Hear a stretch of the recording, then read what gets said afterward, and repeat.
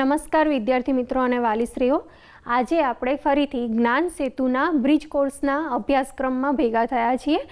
આજનો આ episode start થાય પહેલાં ફરીથી રિમાઇન્ડ કરી દઉં કે જ્યારે આ એપિસોડ ચાલતો હોય ત્યારે વિદ્યાર્થીઓએ કોઈ જાતની એક્ટિવિટી કરવાની નથી. કદાચ કંઈક એમને પોઈન્ટ એવો લાગે કે મારે નોટ ડાઉન કરવો છે તો નોટબુકમાં નોટ ડાઉન કરી શકે છે, પણ કોઈપણ જાતની એક્ટિવિટી કે તમને જે જ્ઞાન સેતુની બુક આપેલ છે એમાં પણ કોઈપણ જાતનું વર્ક કરવાનું નથી.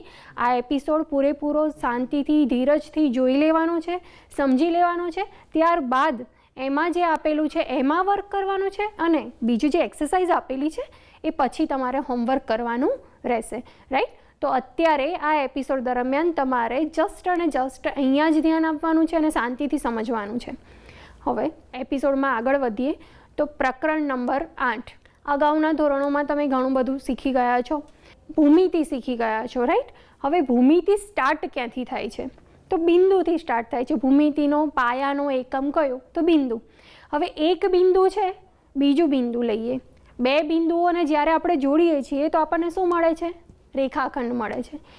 ત્યારબાદ 3 બિંદુ લઈએ છીએ. હવે 3 બિંદુ જ્યારે એક જ રેખાખંડ ઉપર હોય તો એને પણ આપણે શું કહીએ છીએ? સમરેખ કહીએ છીએ. જો આ બધા જે કન્સેપ્ટ હું અત્યારે તમને કહી રહી છું એ તમે આગળ ભણી ગયા છો, ગયા વર્ષે હોમ લર્નિંગમાં પણ શીખી ગયા છો. બરાબર? અત્યારે આપણે રિમાઇન્ડ કરીએ છીએ. હવે એ જે 3 સમરેખ બિંદુઓ છે એક જ લાઈન ઉપર આવેલા છે. રાઈટ? હવે 3 બિંદુઓમાંથી એક બિંદુ લાઈનની બહાર જતું રહે છે તો એ કેવા બિંદુઓ થઈ જશે? અસમરેખ બિંદુઓ થઈ જશે. એ અસમરેખ બિંદુઓને જ્યારે આપણે જોડીશું તો આપણને કોઈ એક બંધ આકૃતિ મળશે. તો એ કઈ મળે છે? ઓછામાં ઓછા 3 બિંદુઓ જોડીએ ત્યારે જ આપણને બંધ આકૃતિ મળે. 2 બિંદુઓ જોડવાથી આપણને બંધ આકૃતિ મળતી નથી. હવે એક આપણે આગળ વધારીએ, ત્રિકોણ મળે છે. રાઈટ? હવે 4 બિંદુઓ લઈએ, 4 બિંદુઓને જોડીશું. 4 બિંદુઓ કેવા? અસમરેખ બિંદુઓ. કારણ કે સમરેખ બિંદુઓ તો એક રેખાખંડ ઉપર જ આવી જશે તો બંધ આકૃતિ બનશે નહીં. તો જે 4 અસમરેખ બિંદુઓ છે એને જોડીશું ત્યારે આપણને શું મળે છે? જે બંધ આકૃતિ મળે છે ને એને આપણે શું કહીશું? ચતુષ્કોણ કહીએ છીએ. આ જે કન્સેપ્ટ છે તમે આગળના ધોરણમાં મતલબ કે 9મા ધોરણમાં શીખી ગયા છો. આપણે જસ્ટ રિવાઇઝ કરીએ છીએ, રિમાઇન્ડ કરીએ છીએ જેથી તમને ધ્યાનમાં આવે કે તમે કેટલું યાદ રાખી શક્યા છો અને કેટલું યાદ રાખવું પડશે. બરાબર છે? કારણ કે આ બધા જ બેઝિક કન્સેપ્ટ છે કે જે તમને 10મા ધોરણના અભ્યાસક્રમમાં ખૂબ જ ઉપયોગી થઈ રહેવાના છે. સૌથી પહેલાં તો વ્યાખ્યા જોઈ લઈએ આપણે. જે સમજ્યા એ જ શબ્દોમાં વ્યાખ્યા કે 4 બિંદુઓ પૈકી કોઈ પણ 3 બિંદુઓ અસમરેખ હોય તો 4 બિંદુઓવાળી એક બંધ આકૃતિ બને તેને ચતુષ્કોણ કહેવાય છે. હવે એને ગણની ભાષામાં કહીએ. ગણ મતલબ યોગ ગણ. બરાબર? તો જ્યારે બધી બાજુઓનું સરવાળો એને ગણની ભાષામાં યોગ ગણ કહેવામાં આવે. તો ગણની ભાષામાં ચતુષ્કોણ ABCD તો શું છે? જુઓ, AB, BC, CD અને DA તો ચારેય બાજુઓનો યોગગણ. તો એને ગણની ભાષામાં આ રીતે લખી શકાય છે. હવે બીજી ચતુષ્કોણ વિશેની અન્ય માહિતી જોઈએ તો સૌપ્રથમ તો પહેલાં આપણે એક ચતુષ્કોણની આકૃતિ જોઈ લઈએ. જુઓ, ચતુષ્કોણ છે ABCD, 4 બિંદુઓ ધરાવતો. હવે એમાં 2 વિકર્ણો દોરેલા છે, AC અને D. તો શું છે બીજી માહિતી? તો એ જોઈએ તો ચતુષ્કોણ ABCD ને 4 બાજુઓ હોય છે. કઈ કઈ બાજુઓ છે? તો AB, BC, CD અને DA.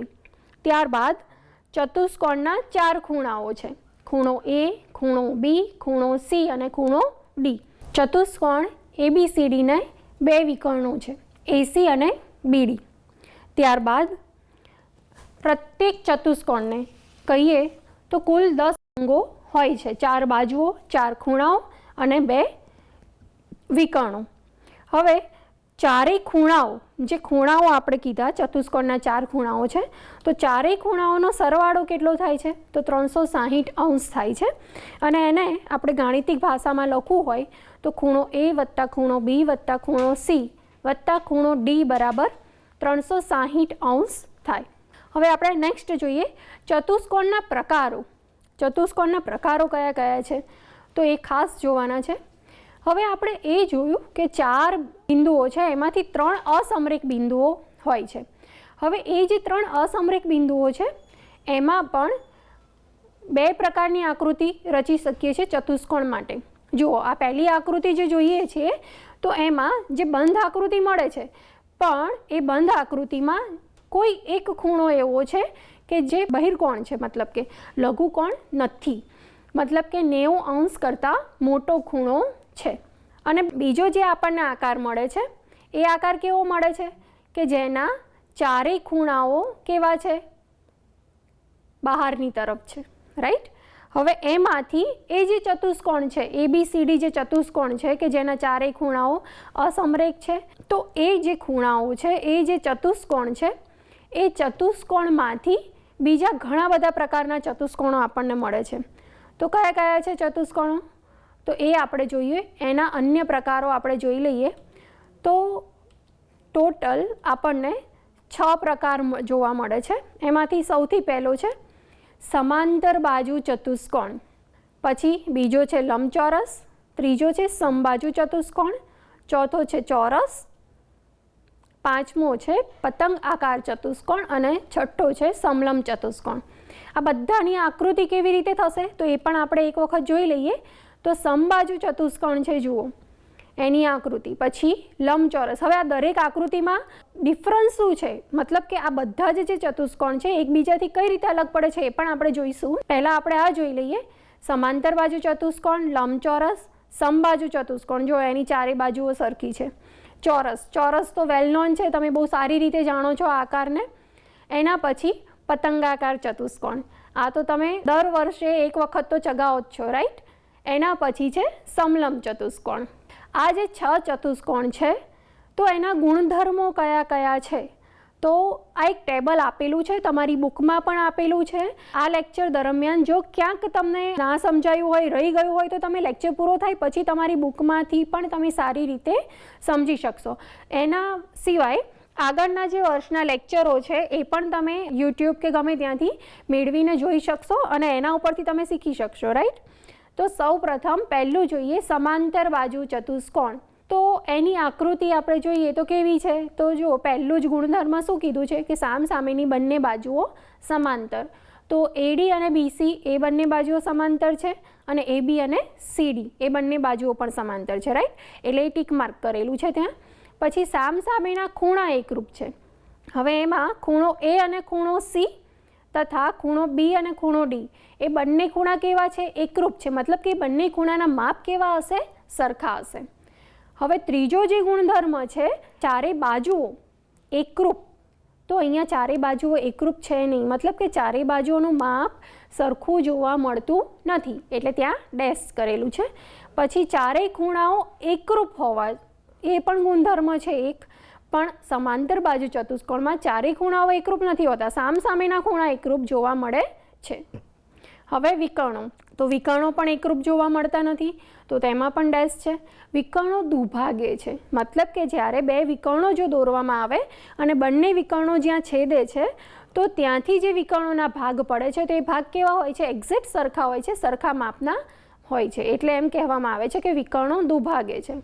અને ત્યારબાદ વિકર્ણો કાટખૂણે છેદે છે. તો કાટખૂણે છેદે છે મતલબ કે જ્યાં છેદે છે ત્યાં 90 અંશ બનાવતા હોવા જોઈએ. તો સમાંતર બાજુ ચતુષ્કોણમાં એવું હોતું નથી. ત્યારબાદ બીજા નંબરે છે સમબાજુ ચતુષ્કોણ. તો એની આકૃતિ જોઈ લઈએ. તો સમબાજુ ચતુષ્કોણમાં શું છે, પહેલો જ ગુણધર્મ કે સામસામેની બંને બાજુઓ સમાંતર છે, સામસામેના ખૂણાઓ સરખા છે, ચારે બાજુઓ એકરૂપ છે. જુઓ અહીંયા તમને સમાંતર બાજુમાં નથી પણ સમબાજુમાં ચારે બાજુઓ એકરૂપ જોવા મળે છે અને એના ઉપરથી જ એનું નામ પડ્યું છે સમબાજુ ચતુષ્કોણ. ત્યારબાદ ચારેય ખૂણાઓ એકરૂપ. તો ચારેય ખૂણાઓ એકરૂપ જોવા મળતા નથી. વિકર્ણો એકરૂપ, તો વિકર્ણો પણ એકરૂપ આપણને જોવા મળતા નથી. ત્યારબાદ વિકર્ણો દુભાગે છે, મતલબ કે વિકર્ણો સરખા ભાગમાં જ્યારે છેદે છે તો સરખા ભાગમાં વહેંચાઈ જાય છે. તો એ છે એ સમબાજુ ચતુષ્કોણનું ગુણધર્મ છે, તો ત્યાં ટીક માર્ક કરેલું છે. અને વિકર્ણો કાટખૂણે છેદે છે, જ્યારે કોઈ પણ ચતુષ્કોણ હોય એની બધી બાજુઓ સરખી હોય ને ત્યારે વિકર્ણો કાટખૂણે છેદે. તો બરાબર, તો આમાં જુઓ કાટખૂણે છેદે છે. ત્યારબાદ લંબચોરસ. લંબચોરસ બધાને જ ખબર હશે, ABCD ચતુષ્કોણ છે. હવે એમાં સામસામેની બંને બાજુઓ સમાંતર છે, સામસામેના ખૂણાઓ પણ એકરૂપ છે, ચારેય બાજુઓ એકરૂપ, પણ લંબચોરસમાં ચારેય બાજુઓ એકરૂપ જોવા મળતી નથી, બરાબર છે. પછી શું કહેવામાં આવે છે, ચોથું કયું છે કે ચારેય ખૂણાઓ એકરૂપ. તો ચારેય ખૂણાઓ એકરૂપ જ છે. કેમ? કારણ કે ચારેય ખૂણાઓ કેવા છે, 90 અંશના છે, 90 અંશના છે, કાટખૂણો ધરાવે છે. ત્યારબાદ વિકર્ણો એકરૂપ છે.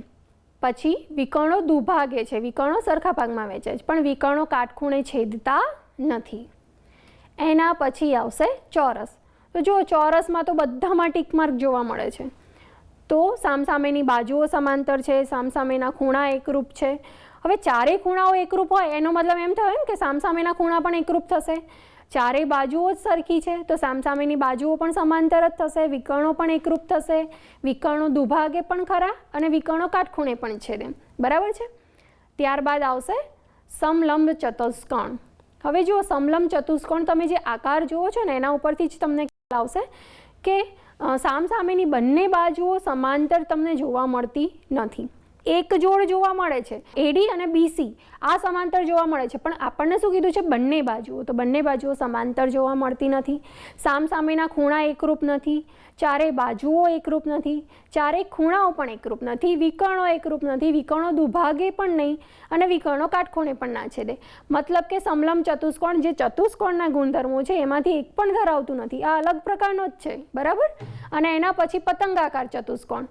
તો આમાંથી પણ ફક્ત એક જ એનું જે ગુણધર્મ છે એ જ સંતોષે છે, મતલબ કે સામસામેની બાજુઓ સમાંતર નથી. પાસેની બાજુઓ છે ને એ સરખી છે, સમાંતર નહીં, પણ સામસામેની બાજુઓ સમાંતર નથી. પછી સામસામેના ખૂણા એકરૂપ નથી, ચારેય બાજુઓ એકરૂપ નથી, ચારેય ખૂણાઓ જે છે એ પણ એકરૂપ નથી, વિકર્ણો એકરૂપ નથી, વિકર્ણો દુભાગે પણ નહીં, વિકર્ણો કાટખૂણે છેદે છે. કેમ? કારણ કે જો તમે એનો આકાર જુઓ ને તો પણ તમને ખ્યાલ આવી જશે કે જ્યારે એના વિકર્ણો દોરવામાં આવે તો કાટખૂણે છેદે. પણ અહીંયા એક બીજું લક્ષણ શું જોવા મળે છે પતંગાકાર ચતુષ્કોણમાં, કે એની પાસેની જે બે બાજુઓ છે, અહીંયા આપણે જે ચતુષ્કોણ આપેલો છે ABCDમાં, AB અને BC આ બંને બાજુઓ સરખી જોવા મળે છે, અને AD અને DC આ બંને બાજુઓ સરખી જોવા મળે છે, પણ સામસામેની બાજુઓ સરખી જોવા મળતી નથી. તો આ જે ચતુષ્કોણો છે એ ચતુષ્કોણો છે, 6 ચતુષ્કોણ અને એના ગુણધર્મો. આ ગુણધર્મો ખાસ ધ્યાનમાં રાખવાના, કારણ કે આ ગુણધર્મો દ્વારા જ આપણે આગળના એક્ઝામ્પલ્સ ગણી શકીશું અને પ્રમેયો, જે પ્રમેયો પણ આવે છે ને એ આના ઉપરથી જ, આના ગુણધર્મોના આધારે જ પ્રમેયો સાબિત કરવાના આવતા હોય છે. તો ખાસ આ ગુણધર્મો યાદ રાખવા જરૂરી છે. તમે એક એના આકારો અને એની સામે જે બાજુઓ રહેલી છે, ખૂણા રહેલા છે, એ જસ્ટ આકારો તમને યાદ રહે ને તો પણ તમને આ ગુણધર્મો યાદ રહી જાય છે. હવે નેક્સ્ટ જોઈએ પ્રમેય 8.1. તમે જોઈ ગયા ધોરણ 9માં. એ શું કહે છે કે સમાંતર બાજુ ચતુષ્કોણનો કોઈ પણ વિકર્ણ તેનું બે એકરૂપ ત્રિકોણોમાં વિભાજન કરે. હવે સમાંતર બાજુ ચતુષ્કોણ કહેવાય ને એટલે તમારા મગજમાં એક આકૃતિ, ફિક્સ આકૃતિ આવી જવી જોઈએ કે આ છે એક સમાંતર બાજુ ચતુષ્કોણ છે. હવે એનો એક વિકર્ણ દોરી દેવામાં આવ્યો છે AC. હવે એ શું કરે છે કે તેનું બે એકરૂપ ત્રિકોણમાં વિભાજન કરે છે. મતલબ કે જ્યારે એક વિકર્ણ દોરવામાં આવે છે તો સમાંતર બાજુ ચતુષ્કોણના જે બે ભાગ પડે છે ને એ બંને ભાગ મતલબ ત્રિકોણો બને છે.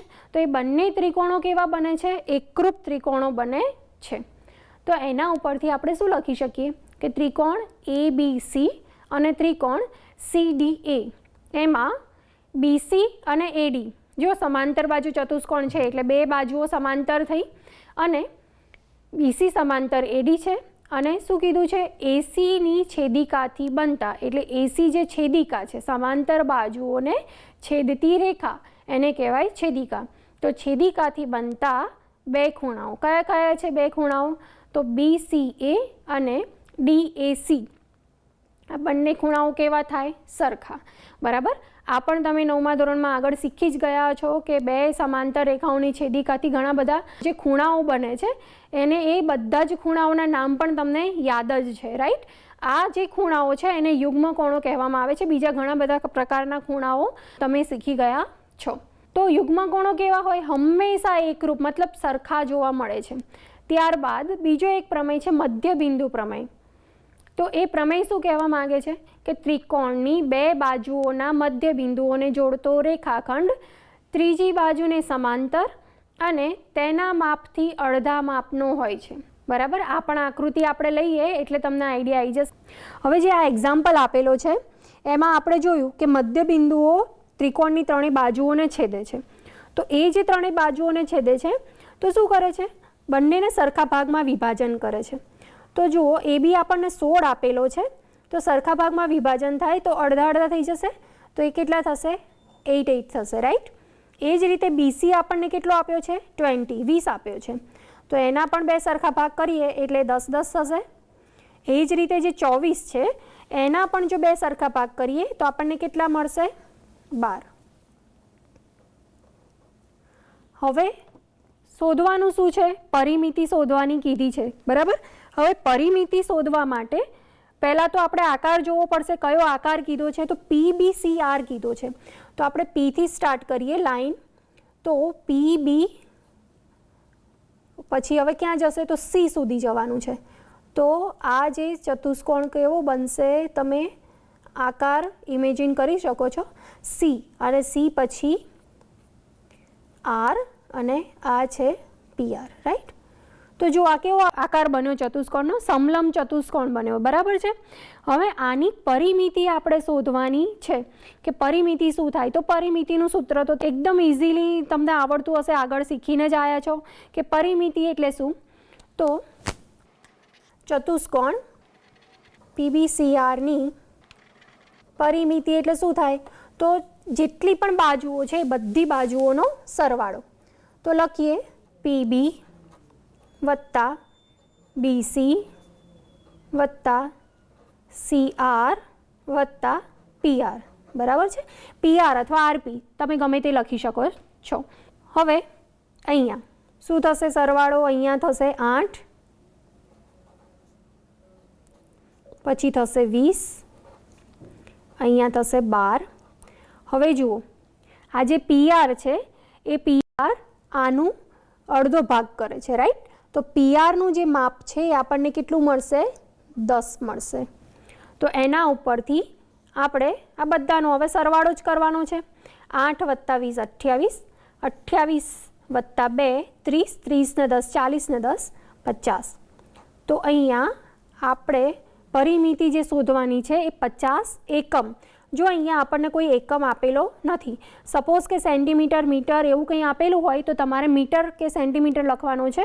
પણ અહીંયા જો કોઈ એકમ આપેલો ના હોય તો તમારે અહીંયા એકમ મેન્શન કરવાનો થાય.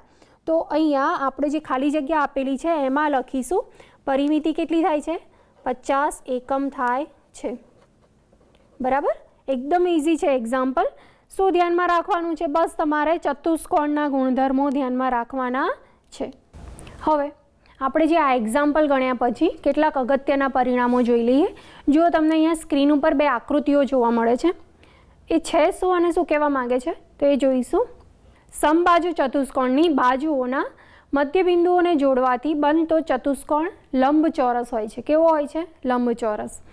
હવે કઈ રીતે આપણે જોઈએ તો એની એક આકૃતિ અલગ આવે છે અને આ અલગ આકૃતિ આપણે દોરીને જોઈ લઈશું અને એના જે રિઝલ્ટ હોય છે એના ઉપરથી તમને આઈડિયા આવી જશે.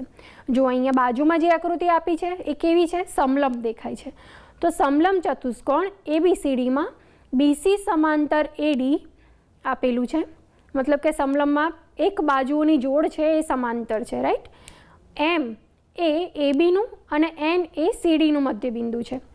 તો MN બરાબર શું થશે? જો વચ્ચેની જે આડી લાઈન તમને ગમે ત્યારે આવી રીતે એક્ઝામ્પલ પૂછવામાં આવે તો જે આડી લાઈન છે એનું માપ શોધવાનું કે MN શોધવાના કે મધ્યબિંદુઓને જોડતો રેખાખંડ શોધવાનો કે તો એનું સૂત્ર શું થશે? તો AD વત્તા BC જે સમાંતર બે બાજુઓ છે એ બંને બાજુઓનો સરવાળો ભાગ્યા 2. હવે એનું એક ઉદાહરણ જોઈ લઈએ. ઉદાહરણમાં જો આપેલું જ છે કે BC 8 છે, AD 12 છે. તો MN કેટલા થાય? તો 8 વત્તા 12 કેટલા થાય? 20 અને 20 ભાગ્યા 2 તો MN આપણને મળે છે 10, બરાબર. એ જ રીતે હવે નીચે જે બીજી આકૃતિ આપેલી છે ને તો એ આકૃતિ માટે પણ જોઈ લઈએ. હવે જો અહીંયા MN જ શોધવાનો છે પણ એમાં શરત બદલાઈ જશે. કેમ? કારણ કે વિકર્ણોમાં છે, વિકર્ણોને છેદતો MN છે. તો સમલંબ ચતુષ્કોણ ABCDમાં BC સમાંતર AD તથા M અને N જે મધ્યબિંદુઓ આપેલા છે અને તેને AC અને BD વિકર્ણ આપેલા છે.